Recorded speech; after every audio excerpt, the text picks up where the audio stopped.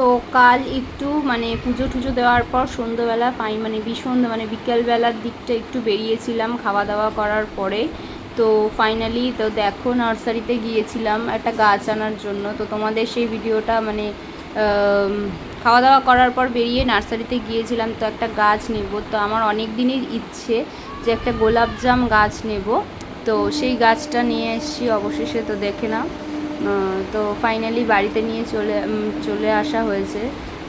সেই গাছটা নিয়ে এসে পুঁতেও দিয়েছি। তো দেখো, তো এই গাছগুলো আনার জন্য সেখানে যাওয়া হয়েছে, কিন্তু তোমরা জানো তো গোলাপজাম গাছ আম গাছ নেওয়ার জন্য সেখানে যাওয়া হয়েছে, এই যে গোলাপজাম গাছটা। তো সেই জন্যই মানে নার্সারিতে সেই যাওয়া হয়েছিল। তো নার্সারি থেকে আসার পরে প্রচণ্ড পরিমাণে টায়ার্ড, 2-3 দিন ধরে উপোস। তো সন্ধ্যাবেলা তোমার দাদাভাইকে বলেছি কত কিছু নিয়ে এসে, দেখো চিড়ে ভাজা, ঝুড়ি ভাজা, গাটি, আর এটা হচ্ছে ছোটো ছোটো নিমকি। মানে আমি এগুলোর থেকেই মাখাটা আমার বেশি ভালো লাগে। তো রাতে খাবারে ছিল পোলাও, আলুর দম আর মাখা প্রসাদ।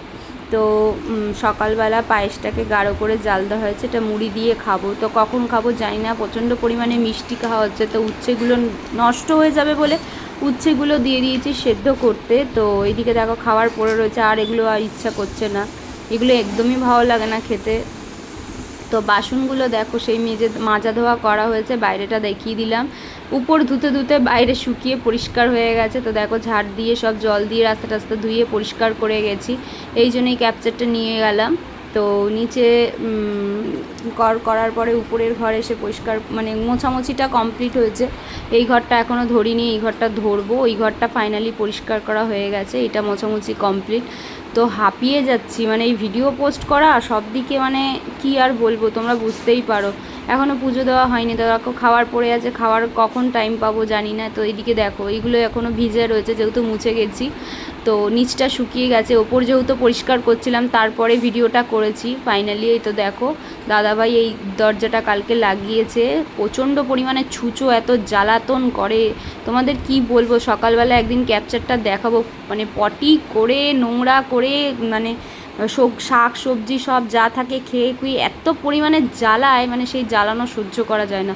এই গাছপালাও নষ্ট করে দেয়, এই কারণে তোমার দাদাভাই এটা বানিয়েছে। কালকে কাজ থেকে আসার পর দেখো সারা দিন বসে বসে এটা বানিয়েছে। তো কেমন হয়েছে অবশ্যই জানিও। মুখের অবস্থা দেখে চোখ মুখের অবস্থা দেখে বুঝতেই পারছো কতটা ঘেমে দেখো, ঘাম দিয়েছে। উপর দিয়ে সেই উপর নিচ ধোয়ানো, নিচে বাসনপত্র ধোয়া, তারপরে রাস্তা ফাস্তা পরিষ্কার করা, ঘর দুয়ার পরিষ্কার করা, উপর থেকে নিচ পর্যন্ত ঘর দুয়ার পোছা, ছাদ পরিষ্কার করা, ভাবতেই পারছো। আর বাইরে প্রচুর পরিমাণে রোদ, মানে ঘরে তাকানো যাচ্ছে না, ভাবতে পারছো যে কতটা পরিমাণে খাটতে হয়। রোদটা শুধু একবার দেখো, কতটা রোদ, মানে ওই রোদ্দুরে গিয়ে উপর টুকু সব বসে। আর জানো ওই জানলা দরজা লাগালে কতটা পরিমাণে নোংরা হয়, কাঠ দিয়ে ড্রিল মেশিন দিয়ে মানে ওইটা সারাদিন ধরে তোমাদের দাদাভাই করেছে, ওইটা নোংরা হয়েছে, ওটা পরিষ্কার করলাম। তো এখনও ঘর দুয়ারের কাজ কমপ্লিট করতে পারিনি। স্নান করবো, স্নান করে পুজো দেবো, ওই ঘরেও জামা কাপড় পরে রয়েছে, জামা কাপড় ধোবো। তো যাই হোক, পাগল হয়ে যাবে শুনলে। পুজোর পরের দিন প্রচণ্ড পরিমাণে কাজ থাকে, তোমরা সবাই জানো। তো ভিডিওটা ভালো যদি লেগে থাকে লাইক কমেন্ট শেয়ার প্লিজ করে দিও, চ্যানেলটা সাবস্ক্রাইব করতে ভুলো না। তো আজকের মতো